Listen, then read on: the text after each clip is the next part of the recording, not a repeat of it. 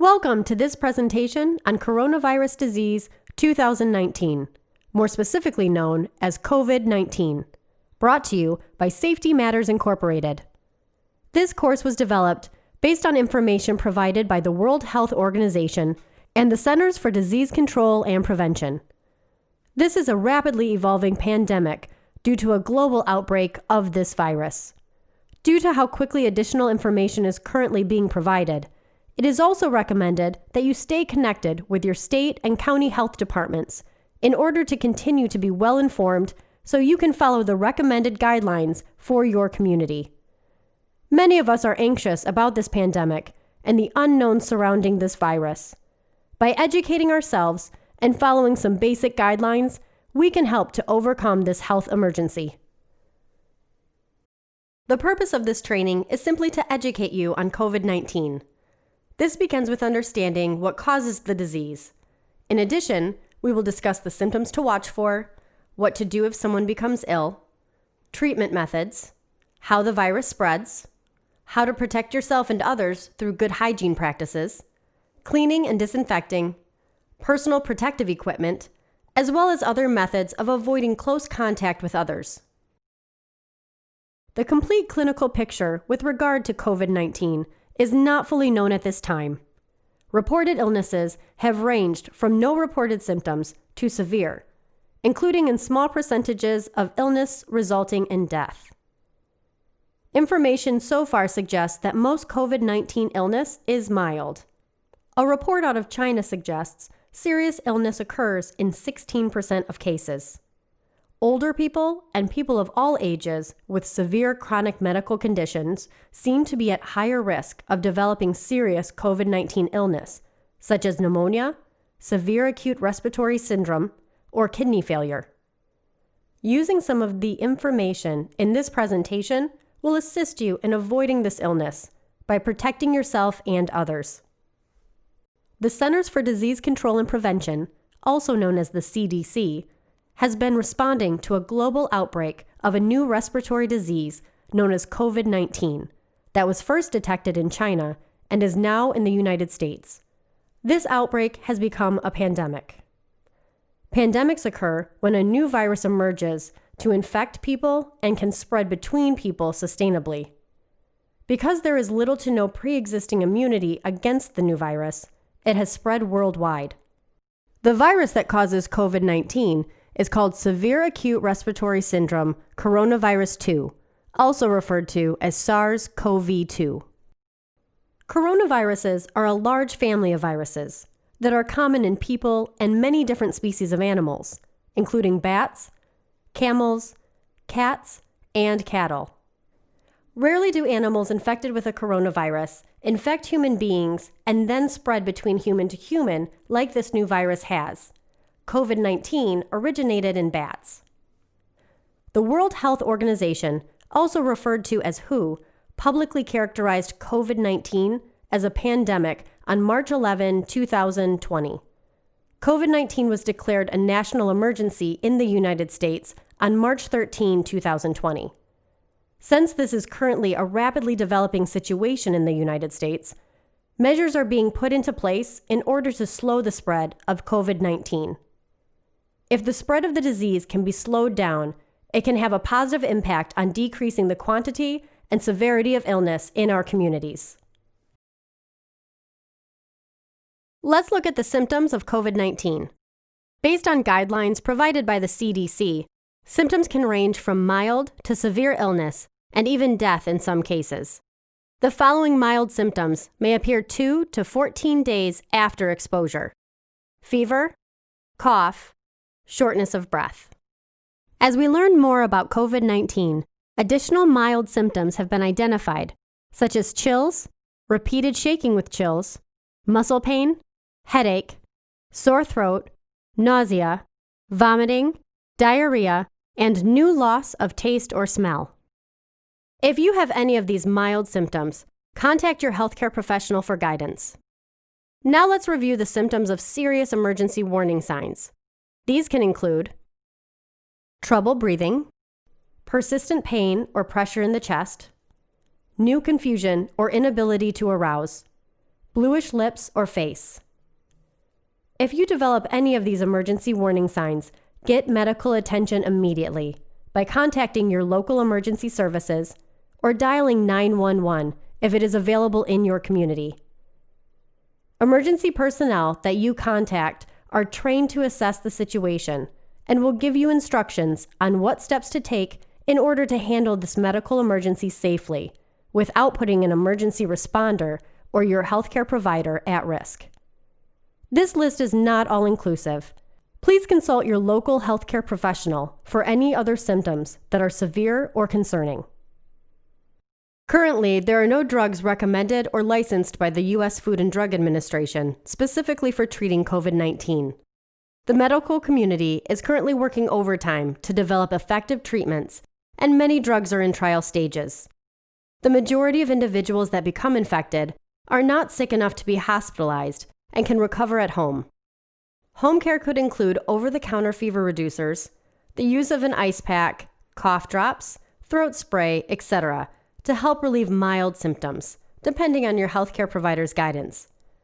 In severe cases, treatment may include hospitalized care that may include supplementary oxygen and/or the use of a ventilator to support lung function.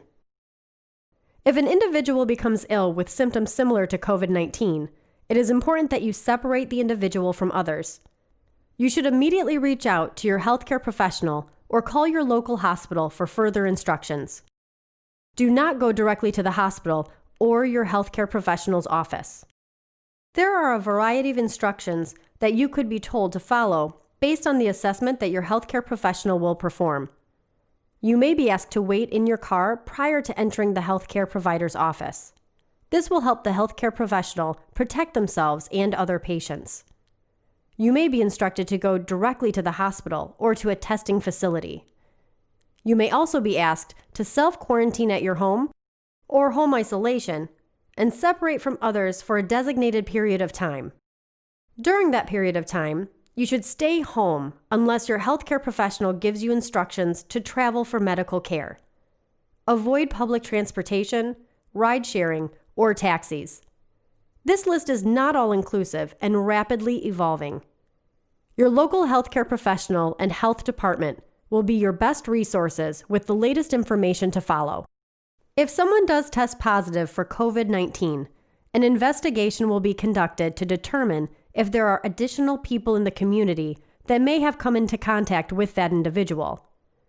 If there was an exposure, these individuals will be contacted and given instructions on the signs and symptoms to watch for, how to prevent further spread in the community, such as self-quarantine, and additional information if medical care is needed.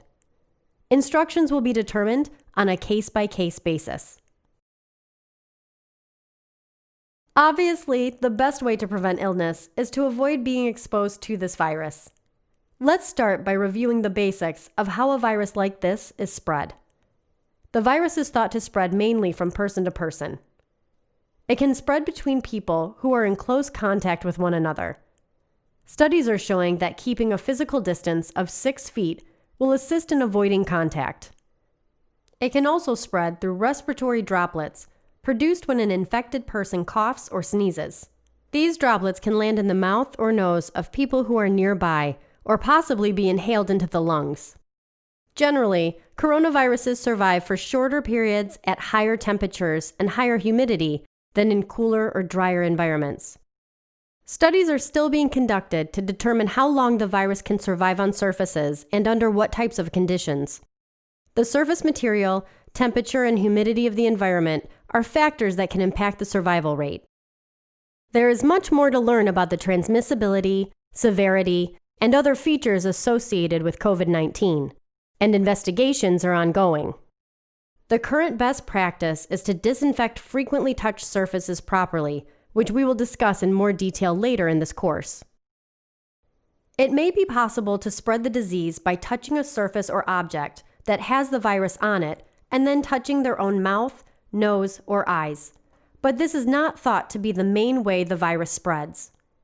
If an individual has recently traveled from an area with ongoing spread of COVID-19, they should self-quarantine for 14 days, regardless of whether or not they are experiencing any symptoms, in order to prevent the disease from spreading in a different community. If someone in your household has tested positive, keep the entire household at home. Vaccines can help prevent the spread of illness. A vaccine to prevent COVID-19 is currently being developed and tested. Finally, if you feel sick, stay home. Everyone needs to take steps to not only protect themselves, but also others. First, stay home if you're sick. The only exception for leaving your home is to get medical care if instructed by your healthcare provider. Stay up to date on how to contact your healthcare professional and what other services are being provided in your community so you know what to do. Older adults and people who have severe underlying chronic medical conditions like diabetes, heart, or lung disease seem to be at higher risk for developing more serious complications from COVID-19. If you are an older person with an underlying medical condition, it is recommended that you stay home and away from others during this pandemic. Please consult with your healthcare provider about additional steps you may be able to take to protect yourself. As for the rest of the individuals in our community, we should also know how the virus spreads, along with the steps we can take to protect ourselves and others. Practice recommended respiratory etiquette techniques. Cover your mouth and nose with a tissue when you cough or sneeze, or use the inside of your elbow. The CDC states that the droplets from a sneeze or cough that is not covered can travel up to 6 feet. Throw used tissues in the trash. Immediately wash your hands after you sneeze or cough. During this pandemic, you should also avoid sharing personal household items such as dishes, drinking glasses, eating utensils, towels, or bedding with other people in your home. Wash thoroughly after use with soap and water or put in the dishwasher.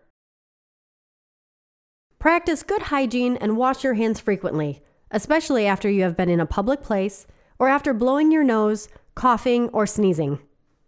Follow these steps for proper hand washing techniques. Wet your hands with clean, running water and apply soap. Lather your hands by rubbing them together with the soap.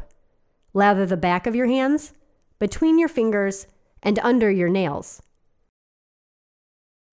Scrub your hands for at least 20 seconds. Need a timer? Hum the Happy Birthday song from beginning to end twice. Rinse your hands well under clean, running water. Dry your hands using a clean towel or air dry them. Dispose of your used towel properly. Some experts recommend using your drying towel as a barrier for touching the door handle if a hands-free exit door is not available. If soap and water is not readily available, use a hand sanitizer that contains at least 60% alcohol. Cover all surfaces of your hands and rub them together until they feel dry. Wash hands as soon as you are able. Avoid touching your eyes, nose, and mouth with unwashed hands. Clean and disinfect frequently touched surfaces daily. This includes tables, doorknobs, light switches, countertops, handles, desks, phones, keyboards, remote controls, toilets, faucets, and sinks. If surfaces are dirty, clean them with a detergent or soap and water prior to disinfection. To disinfect at work, follow your employer's guidance on which chemicals to use and review the safety data sheet for handling the disinfectant safely. To disinfect at home, be sure to follow the instructions on the label for the disinfectant. Many products recommend keeping the surface wet for several minutes to ensure germs are killed. They may also recommend the use of gloves and making sure you have good ventilation during the use of the product. If you are responsible for cleaning a room that an individual with COVID-19 is occupying, additional guidelines from the CDC should be followed. Most EPA-registered household disinfectants should be effective. You can refer to the EPA's website for a list of disinfectants that meet EPA's criteria for use against the coronavirus family of viruses. We suggest pausing the course now in order to write down this website for future use.